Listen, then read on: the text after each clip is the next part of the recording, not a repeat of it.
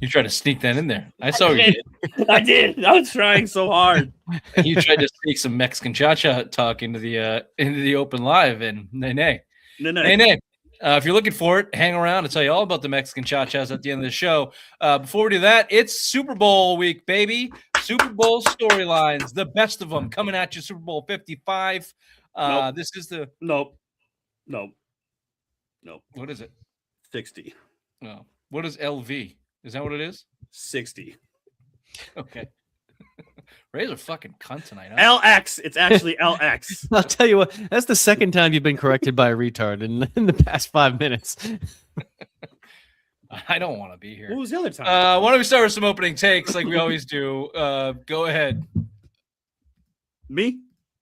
Thank you. The last 3 Super Bowls have all been won by the underdog. Eagles last year, Chiefs the year before, and the Chiefs again in 2023. Teams that had coordinators leave for a head coaching job. Clint Kubiak is one of them. He's set to be the Raiders head coach. Their record is 1-12 in Super Bowls. Teams fighting back noise after having a PR week of the Super Bowl. Seahawks selling the team 0-6. Teams wearing white in the Super Bowl are 16-5. Patriots will be wearing white. Numbers don't lie. Stats don't lie. Nerds are always right. Patriots by 1 billion come Sunday. Thank you very much. Very good. That was like the best opening take Raymond's ever had. He sounded like a ranting child that was just spouting off reasons. Numbers! I loved every second of it, and it was great. He's very giddy. And I'll go with my opening take based on everything that Ray said. Hammer the Seahawks. Hammer them, hammer them, hammer them. Bobby, your opening take. Oh, wait. You gotta go a little slower. I gotta get to there. No one can go as slow as you need, Raymond. Try to keep up. True. Well, here we are. It is Super Bowl week, and I have to say, I am quite excited. It has taken a whole week for this to sink in, and it has been about 2 weeks about how everybody in America still, guess what, hates the Patriots. Who would have known? Kraft, Belichick, they can't get into the Hall of Fame, even if they were to personally blow every member of the Hall of Fame. And I'll tell you what, and like Raymond said, when the Patriots win, everybody's going to hate them that much more. Bingo. It's good to be back. Obviously, we got a lot of Patriots Seahawks talk. Super Bowl 61, as I'm told, I think. We'll be 60. going over that. Oh, sorry. Things to look for in that game. We'll do a little in. Oh, there we go. Thank you. Everyone's so kind in the show. The storylines around the Super Bowl outside of the teams themselves, we'll get into a little bit of that. Outside of the Patriots, which will be mostly Patriots in Super Bowl 63 here tonight. We will also do a little bit of Celtics talk. There was some news out of that camp. We've got this or that with Chief Bobby. This is the Simple Minds Sports Show, Super Bowl week. Welcome to the show.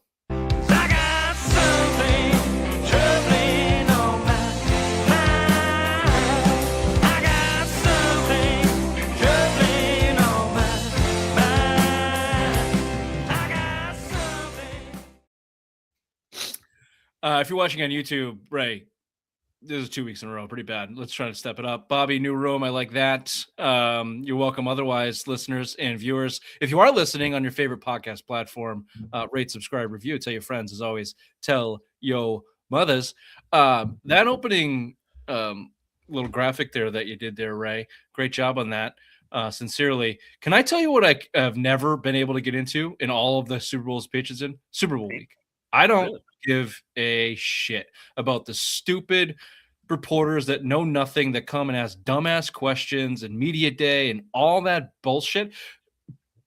Like 2000, not to be the old guy here, like 2001, like those Super Bowls, it seemed like it was still more of it was less of a show. It was more kind of like the boots on the ground, beat writers. You'd get some intakes and inside shit. And that felt a little bit more real. This is just nonsense. It's just nonsense. And there's no good national publication anymore that's covering. ESPN obviously sucks. There's some good stuff here and there, I guess, but just media day in general, that whole thing, I can't get into it. Mike Vrabel was asked, and I quote, "Is this a must-win game?" It's like, how do you answer? Like, what do you say to them? I would just say yes, and that's it. How do you guys feel? I just would simply say yes, and I would just pretend that person didn't exist. Is that like how I feel like when I ask you guys questions? I thought you've been spot on today. Just the phrasing of the way that came out of your mouth. is reason. That was frustrating to listen to. You made me think twice as hard as I need to understand what you were trying to ask or say. I wasn't even sure if it was a question. It's like the Charlie Day. Never mind. You don't even watch Always Sunny in Philadelphia, so it's not going to make a difference. Here's what might make a difference. Maybe still go get a free shirt. We all we need. Those still out there on. Oh, absolutely. And if you're at the game, go over to San Francisco right now. If you're at the game, they have a pop-up shop up there. Go get the We All We Need sweatshirts, t-shirts. They have them all in stock: blue, white, black. They got all the colors. Go check them out. Very good. Patriots Seahawks, some story lines, some interesting things to look for from the game. I put them in order that first came to mind. And the first thing that comes to me is Drake May, twofold. The injury is being talked up ad nauseum because it is the Super Bowl. He is a quarterback, and he apparently has a shoulder to his throwing arm. So rightfully so, they've been talking a lot about it. Question to you is, how big of a deal is it? Is it a reason why he has sucked so bad in the playoffs? And will it be a reason that he does not perform in the Super Bowl? It's actually it's a big thing because obviously he was asked about it. He said he's turned the corner, so it obviously is a problem. He's banged up. He played top three defenses in the NFL and the AFC road to the Super Bowl. Obviously, it's the big concern right now. He looked like shit against Denver. I mean, he got banged around again in Denver. But now the Patriots posted a video yesterday or this morning showing him throwing on the run. So hopefully, fingers crossed, he's good to go. Speaking of videos getting banged around in Denver, your mother showed me something the other night that was spot on. Was it? No, it was actually horrific. Bobby? This is going to end up being one of those things that get talked about all for 2 weeks, and then the second Sunday comes will be a complete non-issue. I don't think in the game it'll manifest itself. I think he'll be just fine. Whatever the shoulder injury was or wasn't, I don't know if that affected his play. Sunday played like shit. The Texans game, that was a weather game, and I don't think he was injured in that game or in the Chargers game. Yeah, I think it's fair to talk about, and if he does have some bad throws, that will be the reason why. That's what it will be. There were very peculiar misses in that Denver game, short and in the dirt, that we had not seen from him basically his entire career. So I think that is injury related, and if it took 2 weeks to clear up and they held him out of some practices and it cleared up, then great. But you can't say it's not a threat to get re-injured. I think it will have an impact. I think it's an impact going into this game. If he can gut through it, then good for him. But if he starts off and similar throws, look out. Well, also earlier in the week too, last week he was quote unquote sick and didn't practice, but he was still in the building, going over game plans and stuff. If you were sick, you wouldn't want anyone else on the team getting sick. They'd send you home. So I think that was a wink, wink, nudge, nudge. You just go rest your shoulder, come here, look over the game plan, and then go home. Never send the quarterback home, ever. I think overall he's dealing with the shoulder injury to his throwing shoulder. I think whether that's a pain tolerance or on certain types of throws, or whether he's got to rear it up, whether that can affect him more on some throws than others. We may have saw that in Denver, and they held him out of practice intentionally for that injury concern, whether it would be maintenance and not aggravated, or wear and tear, or if he actually truly needed it. It's part of it. Like, he's going into the story with an injured right shoulder, period. How much that affects him in the game, obviously we will only know when he goes out there and play. There's no threat of him not playing. That's for sure. And I think a lot of that was gamesmanship by Vrabel and continues to be. So good on him for holding it to his vest and making the Seahawks think a little bit. But if you're the Seahawks, you just prepare for Drake May. And if Josh Dobbs comes in there, I think you're going to be okay. Woohoo! A lot is being made on Drake May, and if he does have a good game, if his shoulder is not injured, or if he can gut through, if he does have a good game, a real Drake May game, every person I've heard talk about this, it's in the bag for the Pats, and I don't think that is the case at all. I think Drake May could have a really good game to still be a dogfight. I think Drake May has to have a really good game for this to be a dogfight. Do you think, Bobby, if he goes out there and a really good game for Drake May is 3 touchdowns in the air, 287 yards, a 74% completion percentage, and probably one fumble not lost. It's probably the best game that you might be able to ask for out of Drake May. If he does that, or do you have the Patriots in a firm win? I think if he does that, they win the game. Whether or not they walk away with it, that's a totally different story. I think if he does that and the defense and the surrounding cast play like they have been in the past 3 games, I think they win the game. Then you're telling me if Sam Darnold has an equal game to that, where he's putting up those numbers and he's not fucking up and having his turnovers, that's how close the game is.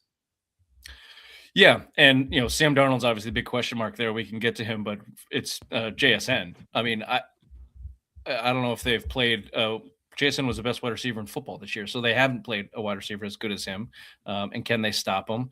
The Christian Gonzalez versus JSN thing, I hope to God they don't go that route, Mike Vrabel. I hope you do not put Christian Gonzalez one-on-one with JSN, because that's going to be a long day for Gonzo. He's not the type of player that Christian Gonzalez has success covering, and I don't think you have success in that type of defense, putting your number one guy against their number one guy. It's too easy. It's too easy to dissect and go somewhere else. So to wrap up the point, I just don't think Drake May having a big performance leads to a blow up by the Patriots. I think he's going to need to have a really solid game for them to stay competitive. And we'll see. We'll see if injury plays into that. Speaking of that Patriots, the next biggest Patriots defense, the next biggest storyline or thing that I think you need to look for the team to have success is the Patriots defensive front, which is what has been carrying them through these playoffs for sure. Ray put up a comment as I was in the middle of saying, Pats only win if we see classic shit show Darnold and Campbell can block. I don't agree with that. The Patriots Superfan Patrick Mooney is literally barely literate. Not a lot of capitalization in that sentence. Grammar guru Ray didn't catch it that time, but I'm sure he will next time. I didn't say that. Don't get mad at me. Look, there's no question the Patriots front seven, the Patriots defensive front, defensive tackles, particularly Milton Williams, Christian Barmore, are going to need to have an impact in this game the same way they've been doing all year long, all through the playoffs. Obviously, you have a quarterback that has a history of getting rattled, has not shown it yet this year so far. But if you can get to him and get him rattled and get him moving, and obviously you're going to disrupt the offense. It's going to disrupt any offense. Fun stat I had from a piss poor performance, the worst performance from JSN and Darnold in the season was against the Minnesota Vikings, in which the Vikings blitzed 65% of the time and held Jackson Smith and Jigba to 2 catches, I think, and Darnold had a bad day. We all know the Patriots have been blitzing out their ass against these less than good quarterbacks through the playoffs. I think I would hope to see something similar up against Darnold. I'll go. The biggest storyline right now from Seattle that no one's talking about, their starter, Charles Cross, he has a foot problem, and backup Josh Jones has an ankle and knee problem, both tackles, and their backup rookie tackle, Amari Knight, is now placed on injured reserve. Their tackles are all fucked. Their offensive line's banged up. No one's really talking about it. I think our defense... Inside fucking information from Raymond today. Our defense is going to feast. We'll be getting at Jesus Christ, Sam Darnold and Jackson Smith and Jigba. Yep, Jackson Smith and Jigba is not going to have time to get the ball. So yeah, it isn't just Drake May having to win the game. The defensive line has to control the line of scrimmage like they have for 3 games. Stop the run. If the Seahawks can't run the ball, then they become one-dimensional, and then you have an average quarterback who's played well in Sam Darnold going up with one-dimensional in passing situations in which they will blitz and be able to spin the dial on defense, where they're going to do a different thing every time in passing situations. That's how they're going to create turnovers. That's how they can win the game. It's a formula they've followed a lot in the playoffs here as their offense has sputtered, but really throughout the season. Throughout the season, the defense, if you remember, it was 9 straight games they let up a first possession drive by the opponent for a touchdown. But once the game settles in and declares itself, obviously the record speaks for itself, and Mike Vrabel tends to settle in and get his team in a place where they're successful. I think the same thing can happen here. We don't see there's no evidence to think that it wouldn't. But to your point, Bobby, getting a fast start and getting a lead, like any game, but certainly in the Super Bowl is going to take a lot of pressure off. And I look at Josh McDaniels and I look at Vrabel and the players and the experience that certainly you have more of an advantage if you're the Patriots from an experience standpoint, specifically in your head coach and your offensive coordinator. Do we see McDaniels and Vrabel come out aggressive? Do we see McDaniels? He's going to have 1 to 4 plays that we have not seen before or have not seen this year at least, schemed up for when he needs them. I'm interested to see how aggressive they get off offensively first. Through the playoffs, it's been run, pass, run, pass until they needed to make some action. I hope they don't do that. I hope they come out aggressive offensively and get the pressure on that Seattle offensive line, Sam Darnold, and let the D-line go to work there. I think that'll be interesting. And you take the coaching experience into consideration there. You got Mike McDaniel, 38-year-old rookie head coach for Seattle. Does that goes one or two ways? He's either too dumb to fail, or he's really conservative in a place where it's insane and you got nerves running through your ball. So I think coaching is is going to be a huge factor in the game. Here's another thing. Can I jump in real quick? You talked about Minnesota real quick. They're the top 3 defense in the NFL after all the rankings are done.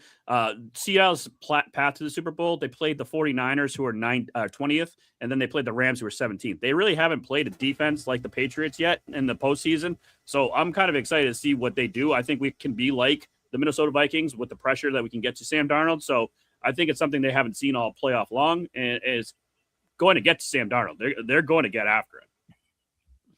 It's going to be a key to the game for sure. I think that when you look at the Patriots defense versus the Seattle offense, Bobby, nailed it. When you make them one-dimensional, it's going to be a much harder game.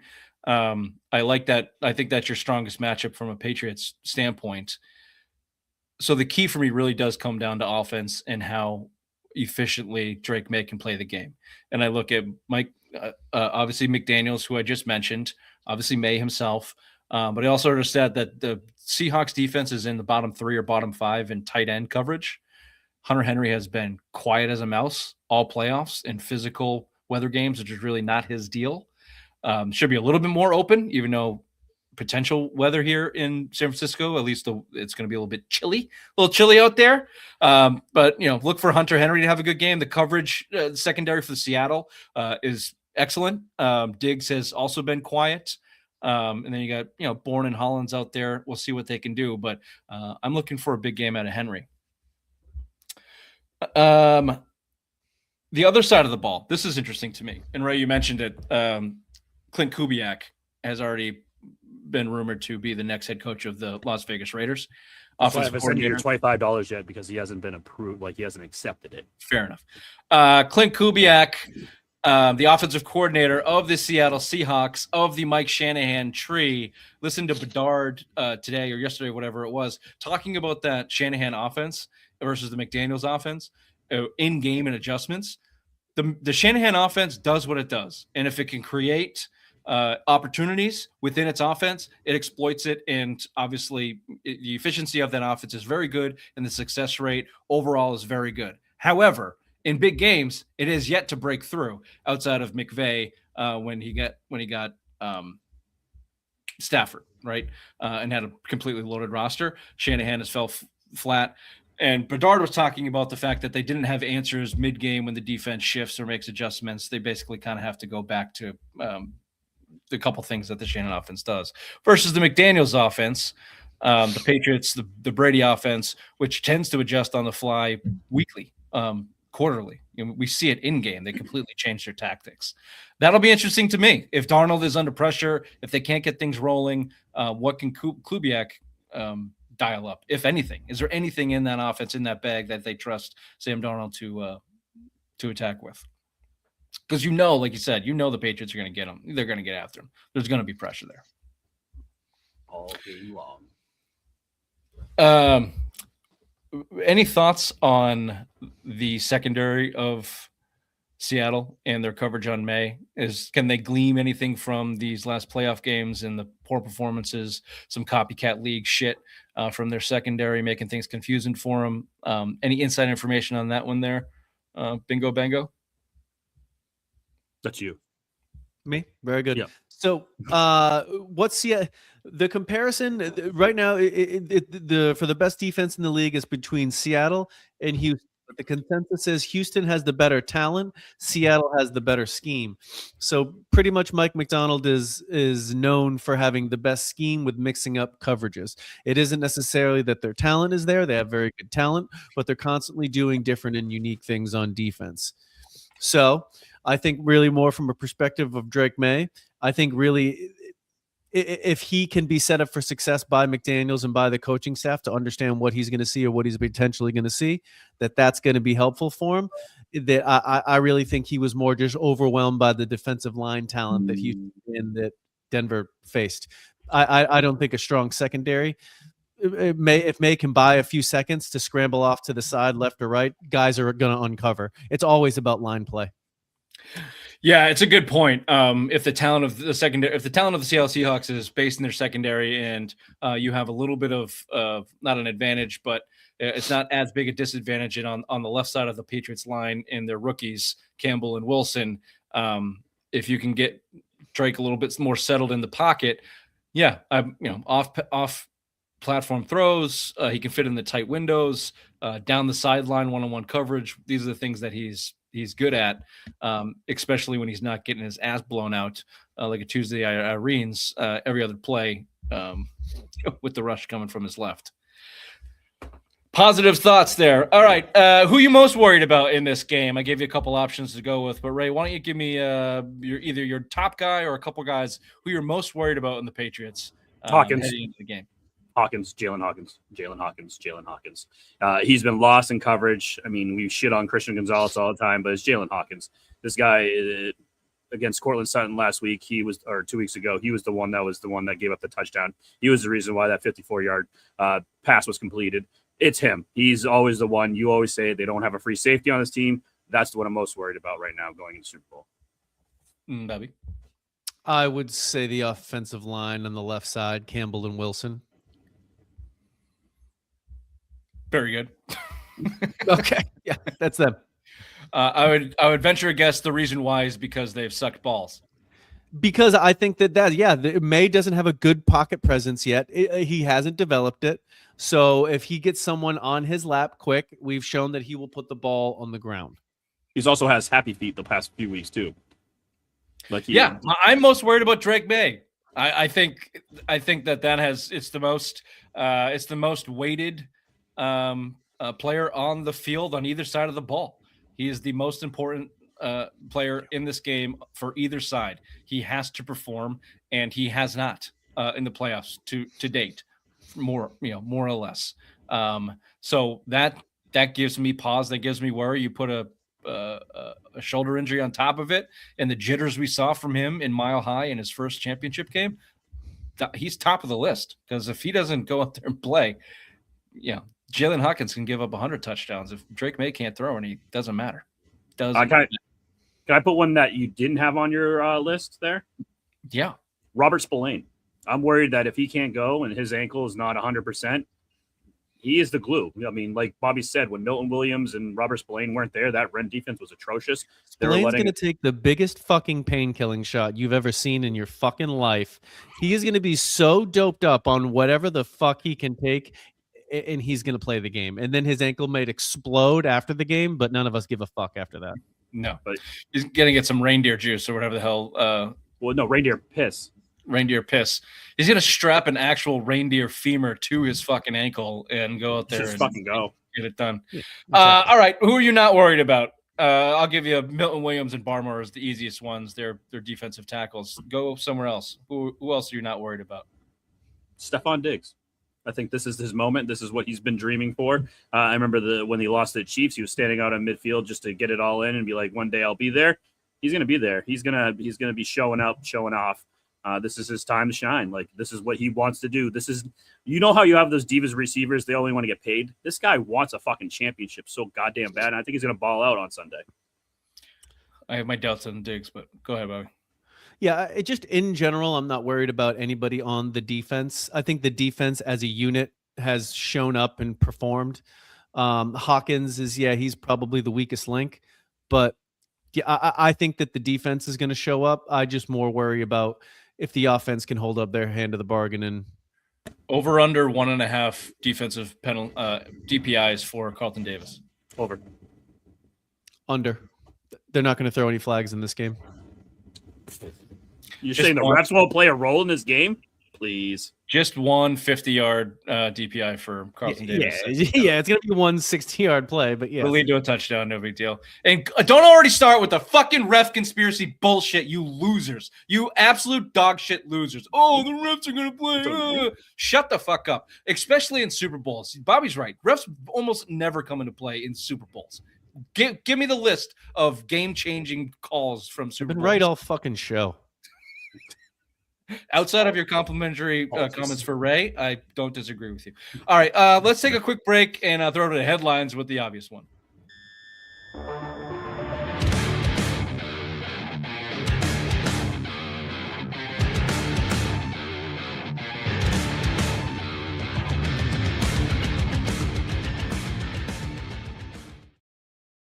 And thank you there, Richard. We are T-minus 5 days away from Super Bowl 60 XL. LX in Santa Clara, where the New England Patriots will be taking on your mother's ass. Seattle Seahawks, who, as of this writing, are 4-point favorites. Kickoff is 6:20. Other news: Robert Kraft will not be a Hall of Famer after he was not inducted this year's Pro Football Hall of Fame. The Celtics, who are winners of 2 in a row, take on the future top 10 player in the NBA, Cooper Flagg, and the Dallas Mavericks tonight at 8 p.m. They will be without Anthony Simons because he's been traded to the Chicago Bulls for a second-round pick for Nikola Vucevic. And other NBA news, trade deadline is this Thursday, and big names are set to be moved. Giannis, John Morant, James Harden, and Anthony Davis are all rumored to be traded. The Bruins got porked in Tampa in the Stadium Series at Raymond James Stadium, 6-5. Fights, goals, and controversy riddled the game. The Bruins play their last game Wednesday before the break against the Florida Panthers. Rich and Bobby are questioning what break. Well, it's the Winter Olympics, baby, of course. Coming from us from northern Italy, the opening ceremony is Friday, and we get 16 days of winter sports action. I know someone who's excited. This has been Headlines with the obvious one. Back to you, Richard.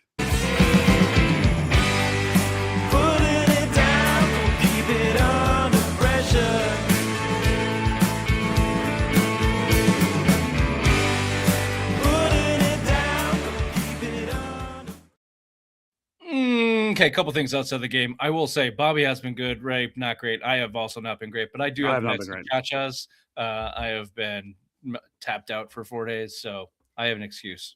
Ray, you're just drinking? Yep. And edibles. Oh, fucking, you know not to do that. You know not to do that.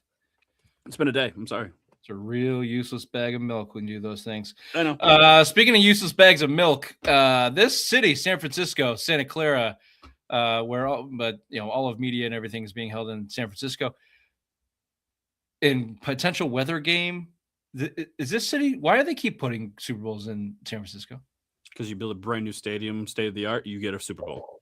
Because the NFL are money-grubbing scumbags. The Super Bowl should be played in 3 places: New Orleans, Miami, and Los Angeles. That's it. Everybody else can fuck off. Arizona? No, fuck them. Dallas? Houston? Fine. Dallas, 4. Houston, no, Arizona. fuck off. Phoenix, yuck. Get out of here. Yeah, no, you're an asshole. True. I win. Ray, you did talk about it. Seattle distractions. The team may have to be forced to sell because of a compliance rule. It's in a trust. It's not actually in someone's name. I just learned this. You have to. Paul Allen. Nope. Paul Allen died, and he said when he died, those sneaky little fucks.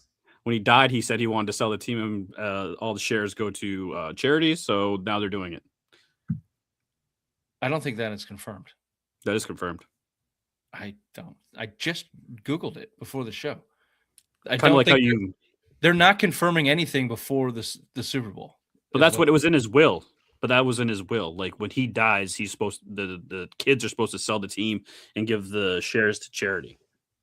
Okay, well, they clearly don't give a fuck about his will, and the NFL doesn't either. They just don't. They can't have a team in a trust. Is the compliance? They may be forced to sell. So you got that hanging over the Seahawks, as we mentioned. Clint Kubiak, head coach of the Raiders, on his way out the door. To all Ray's points of like teams wearing white, the Clint Kubiak point is the most substantial. Teams with coaches heading out the door generally don't pull through in this shit because you need supreme concentration. And obviously you just, even if you say you're not, even if you are focused, there's something that's non-tangible when you've got your guy Still going thinking out. about being a head coach of the Raiders.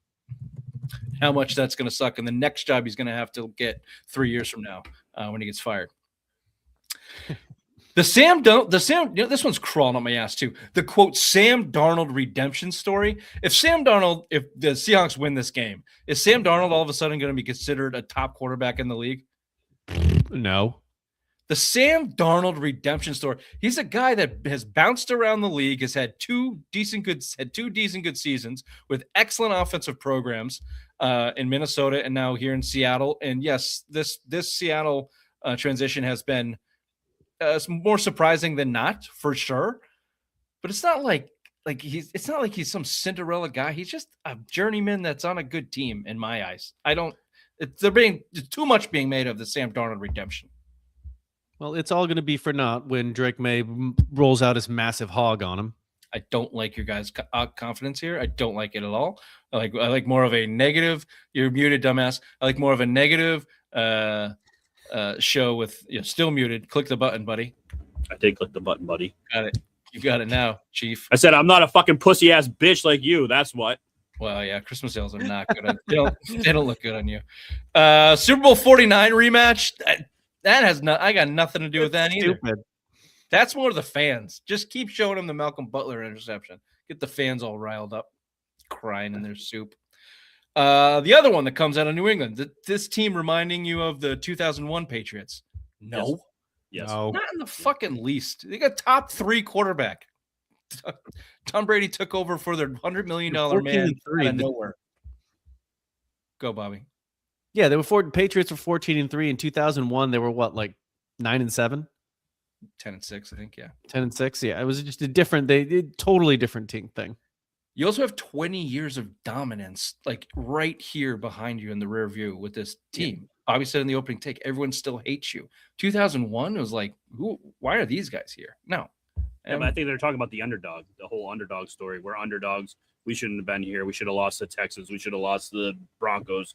We're going to lose to Seattle. Everyone thinks we're the underdog. So I think that's the whole narrative is that, it's a cute little story. You guys made it, but you guys are going to get curb stomped. And then when we win, it'd be like, fuck you.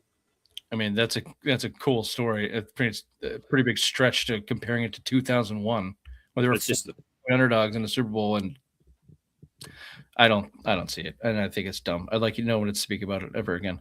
The Patriots tied for the most Super Bowls heading into the game, tied for the most Super Bowl wins, tied for the most Super Bowl losses. Obviously, they will break one of those heading into the game. I have not made my prediction, nor will I ever on any of these, because I believe in karma like a pussy-ass bitch. And I've also had phenomenal success as a New England fan, being cynical about every goddamn thing as we roll into this until the clock hits fucking 0 on it. So I will remain cynical and nasty and bitchy if you continue to be overconfident in this. However, if they were to win, they would get 7 Super Bowl victories as a franchise, beating the Pittsburgh Steelers with 6. If they were to lose, Denver would be eclipsed in the loss column at 5.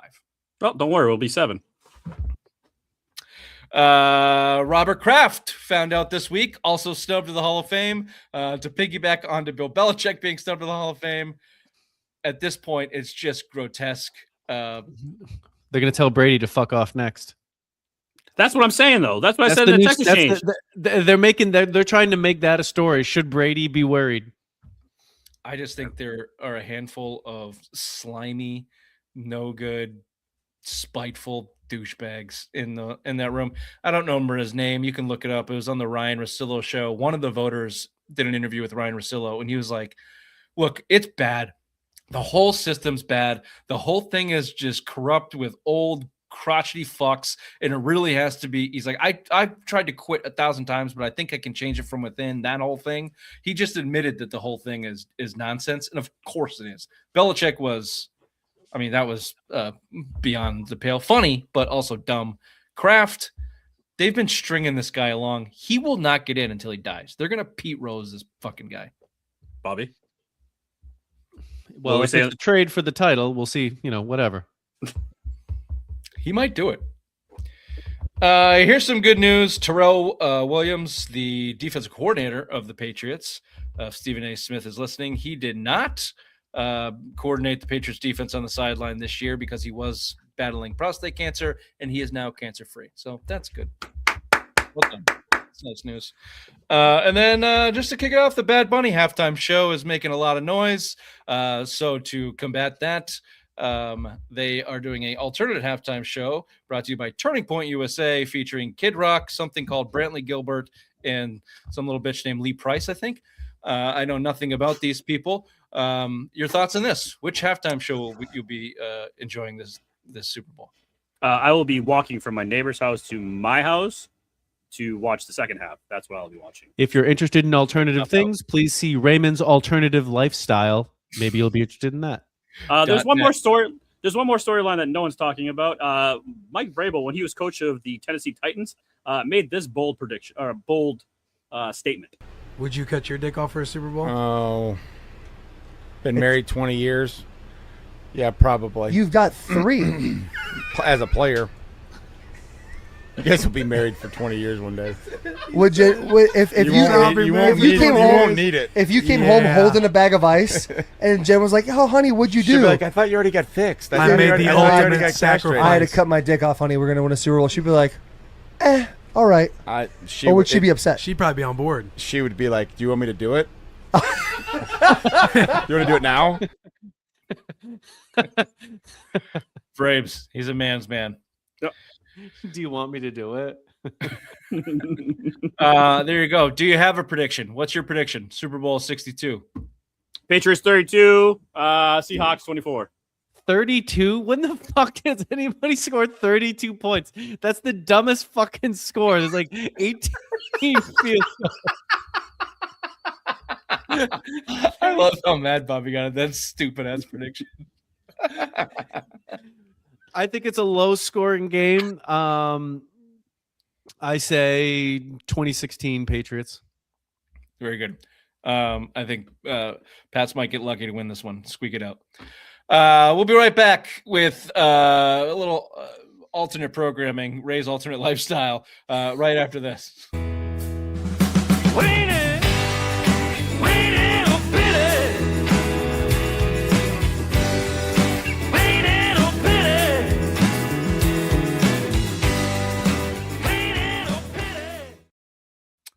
The Boston Celtics, who we have not talked about in a number of weeks for a good reason, made a move worthy talking about even on Super Bowl week, to us anyway. Anthony Simons traded to the Bulls for Vucevic. Thank you. So you want a Nicholas Vucevic. I don't do good Russian. I ain't do good no talking on Russian. Celtics, this is the robots did the work for me on this one. That's pretty much it. Second round picks. Oh, weird. Basketball emoji and light bulb emoji gave it away. We were making fun of you before you got on the show. Oh, that's what you guys do at every fucking show. You get on there early and get your willies off. It's called being punctual, Rich. Punctual. Yeah, I'm punctual with your mother in her ass Tuesday nights. If anyone wants to join, 8:30. Vucevic is there to pump up a front court for the Celtics, which has been lacking star power there since their trade of Kristaps Porzingis and losing Al Horford. Vucevic, who's been a good player, good professional player on shitty teams his whole career, 35 years old, averaging 21, 9 and 3 on the season, shoots the 3, 16, 9 and 3. He's making 21 million. That's where that number is coming from. 17, 9 and 3. That's right. He shoots the 3, so he's a Joe Mazzulla wet dream there, Bobby. He is a pretty piss poor defender, so we'll see how that works out. So doesn't matter. Most importantly, it brings the team $2 million under the first apron, saves them a boatload in taxes, which was always the preferred path for this new ownership this year. $14 million under the second apron. They have created a $27.7 million trade exception that they can sign buyouts with, or they can trade somebody into without giving up money. Any of you green teamers that think they're going to exercise that this year, you're high as fucking Ray right now. They're under the apron. That was their goal. And what everybody needs to do is just golf clap for Brad Stevens for putting a second-place team in the Eastern Conference that just bolstered their front court, which was their biggest weakness, with a all-star perennial professional player, Vucevic, as Jason Tatum, fingers the internet saying he's not going to come back, and he's definitely going to come back. You've put yourself in a position to go back to the NBA Finals, all while clearing however many tens of millions of dollars in salary with the exodus of Holiday and Porzingis and Horford. And somehow you got better. You got better too. You got We'll better. see, Yeah. I mean, Anthony Simons is a great player. Don't get me wrong. Great role player. He's been not a great player. He's a good player. He's a role player. Very good this year. You probably sold him at like the best time you could sell him at because you probably got the best value for him. And I think it's going to be a big trade for him because you needed front court help. Keita sucks. Like they had no one. Like he can't shoot the ball. He barely all he could do is rebound. He couldn't do anything else other than that. Now you got some guy that can stretch the floor. Everyone was congested in the middle. Like it's going to help out everybody on this team right now. Tell that to Missoula, first of all. Okay, let's not overblow the trade. It's a good trade. It takes wing asset and puts it into the front court, which is needed. The guy's 35 and it's an expiring contract. Okay, this isn't like some huge long-term move. This is kind of a short-sighted move, which still gets him under the cap. So again, Brad Stevens fucking worked his magic because it looks really good. It's exactly what they needed. They're under the cap. They maintain all their flexibility, but is it? It still is. What are they going to do next? This is a short-term deal. It's a good move. It isn't great. I don't disagree with that. I think it's the best move. Well, we'd have to consider other trade options at the front court, but within the parameter of what they did, like if you want to name me some players that would have also brought them under the first apron and filled the need as well as Vucevic will do it, sure, we can have that conversation. But in terms of what you said, Bobby, moving the wing asset to the front court, which they needed, especially with Tatum coming back, Brad Stevens made his team better in a year where they're unexpectedly competing for an East championship on the heels of their best player returning. So, I just think no pun intended on the heels. To that point, if this was a quote unquote go for it move where, okay, this guy's on an expiring deal, we're making room for Tatum to trade Simons to get a player of equal value to put in the front court to still maintain flexibility, but to still quote unquote go for it, to do it all with one move, master stroke. Yeah, I think that's what it was from Stevens. I think he's staying competitive under the purview of a budget of getting on the first apron. That was the mandate. That was the mandate from ownership, was to cut salary in a year where they were not going to have Tatum, and they cut their taxes down to under first apron status. He did that and made team a competitive team on the floor and just made his team better. Maybe not from player to player. Maybe Anthony Simons is a better player in the NBA right now, but in terms of what the Celtics needed, they're a better team. They're just a better, well-rounded, more well-rounded team right now. I think Brad Stevens is just doing a fucking excellent job. Simons' contract was also expiring this year, so suck it fine. Yeah, they're two expiring contracts. And one was $27 million, one was $20 million, $21 million, and now what the fuck's his name? Chisholm. Now Chisholm is probably saving $40 million in taxes or whatever. His wife could make another smut book. God damn, we got to read that book one of these days. So there you go. A lot more Celtics in our future. Post Sunday Super Bowl football season officially ending. Pour one out for that. So we'll be heavy basketball there. Before we get to that, let's do a little Chief this or that with Chief Bobby after this.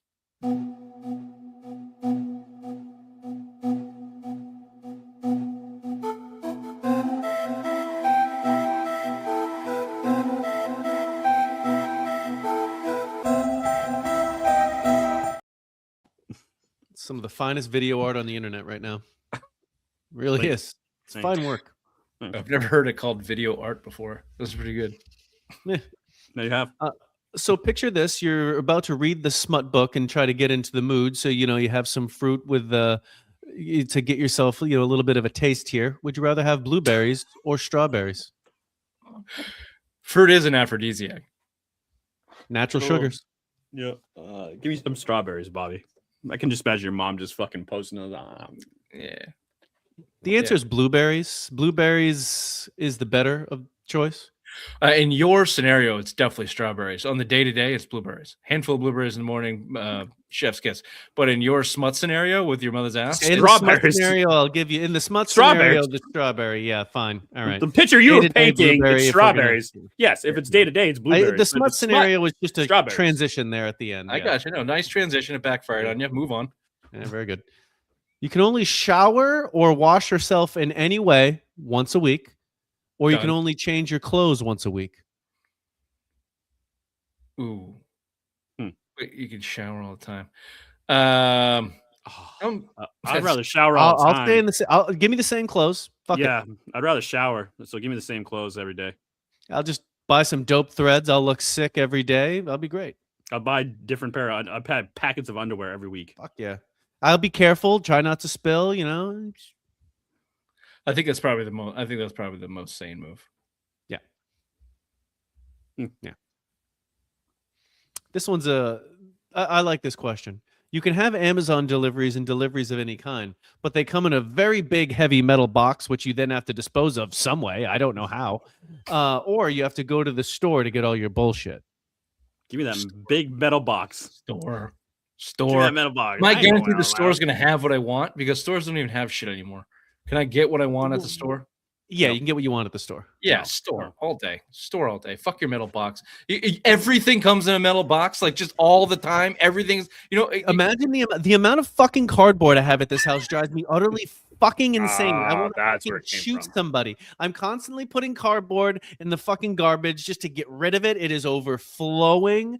I have piled it everywhere. I have just barely gotten out of Christmas because of the amount of fucking cardboard in this house. So I not would go cut to it the up? store. Like, what I do you don't do want with it? Filled up with fucking metal like a drug addict's house. I have a razor knife and I just cut those things into fucking small pieces and just throw it in the recycling. simple minds, baby. That's a what else? You got nothing else going on. You're just sitting out there in your underwear, fucking cutting up Got nothing to cardboard. fucking do but cut up his cardboard. I put up a little Chappelle Roan and fucking big pony clip. He's high as fuck, just sitting there cutting shit down. Good for you, Raymond. Thank you. What's that? You want me to help you with dinner? I gotta do this. You quit sending these cardboard boxes here. I gotta cut them up with my razor knife. Yeah. Never shampoo your hair or never brush your teeth. Never shampoo my hair. Yeah. Bobby doesn't shampoo his hair. We know this. I don't. I haven't bought shampoo in probably my whole life. Do you use body wash on your hair?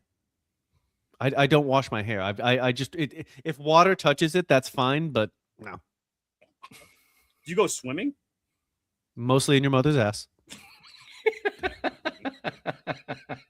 Damn it. Yeah. So I like doing that. Whenever you have bread, it always has to be toasted, or you never get to toast your bread. Always toasted. Oh yeah. Always toasted. Toasted. But there's just certain situations when I wouldn't want that bread toasted, and it would really grind my gears. Like what? No. Do tell. Yeah, exactly. Yeah, I want an example I mean, of that. I don't want my Thanksgiving sandwich leftovers toasted. I want that. Bullshit. What? Bullshit. No, I What don't. the fuck is wrong with you? No. I don't want it. Everything's better toasted. Oh, yeah. I Everything. can't say everything all the time, but What I number just think gives the one example overwhelming, that's the the worst? overwhelming amount of situations for me, I would prefer it toasted. Question: what number do you toast your bread at, Richard?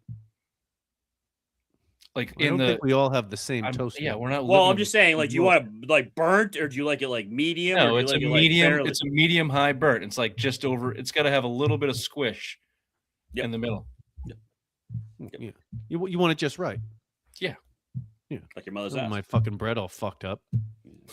Yeah. That's a dumb Also, fucking question. soggy Thanksgiving sandwich. That says a lot about your upbringing. It's like We didn't have Thanksgiving. He was at the first one, and then you didn't get invited ever again.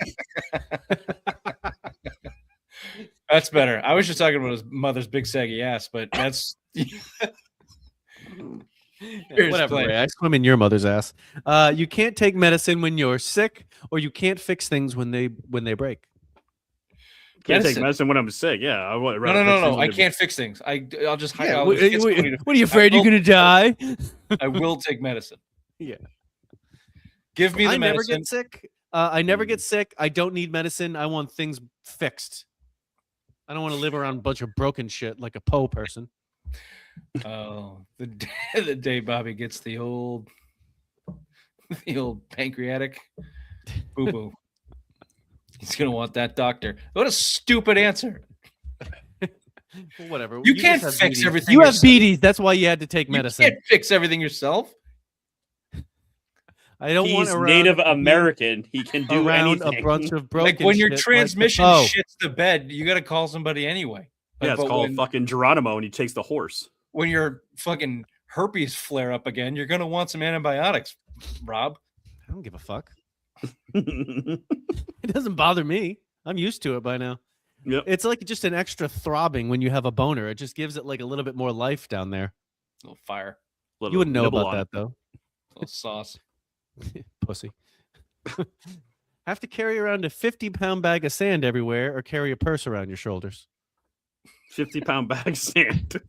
I don't want no purse. I'll take the purse. I knew you fucking would. I knew you God, he's fucking so would. As soon as I said the 50-pound, I saw the light bulb in his head. I mean, you have no practical foresight. Like, yeah, you're going to get a little ridicule at first, and then you get over it, and then it becomes extremely practical. And you're like, I'm never getting rid of this purse. 50-pound bag of sand, you're going to die. You're going to literally, your heart's literally going to fucking quit. Or I'm going to be fucking jacked. Yeah, Doubt it. exactly. Your body would adapt to carrying it. The human body's amazing. It's people are just lazy fucks. Your shitty anti-Navy knees are going to give out before you get ripped. You're Yeah, fucking, that's true. you're gonna die. Ray not does wrong. have shit. You're not wrong. That's They true. might give out. But I'm doing the 50-pound bag of sand. Thank you. That's fine. He could drag it or something. Yeah, that's fine. Yeah. That's cool. You gotta Rich drag can my bring balls all over his your things with mother's him. That's Yeah. nice. Yeah, very Put good. My lip balm in there. Is that it? That's it. Yeah. Very good. We're right back with Simplest Minds of the Week. Oh, back to school to prove to Dad that I'm not a fool. I will say, I don't know if you can tell by looking at me, I do have family members with Down syndrome. It almost got me. I dodged it, but it nicked me. Bit of a day walker myself. Are you stupid or something? I'm as stupid as a stupid does. All right, Richard. You sent me some, but I nay-nayed because you sent them too late. So I have all these for you today. So the first one I have for you. Yep, the first one I have for you is called Stop, Drop, Open Up Shop.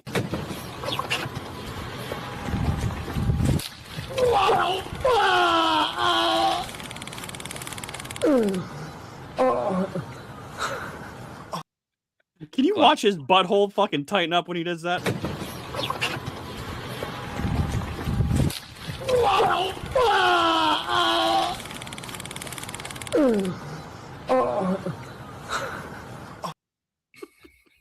It's like the Burger King.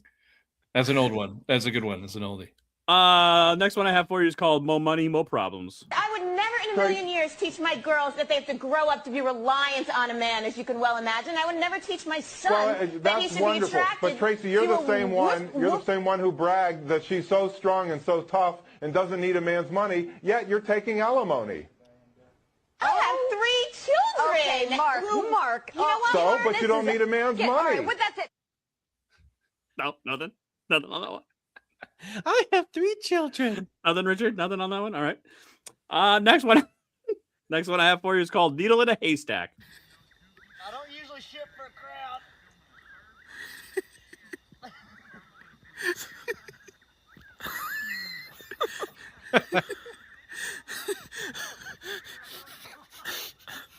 Did that just happen?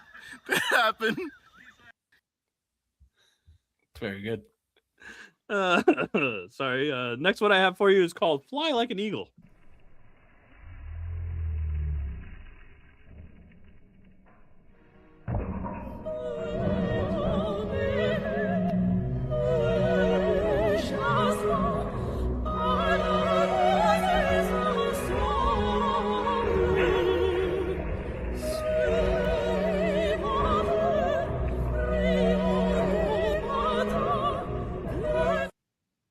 Something about kids getting hurt always fucking brings a smile to my face. Joy. It's all about joy. It's all about joy. Last one I have for you is called Hammer Time.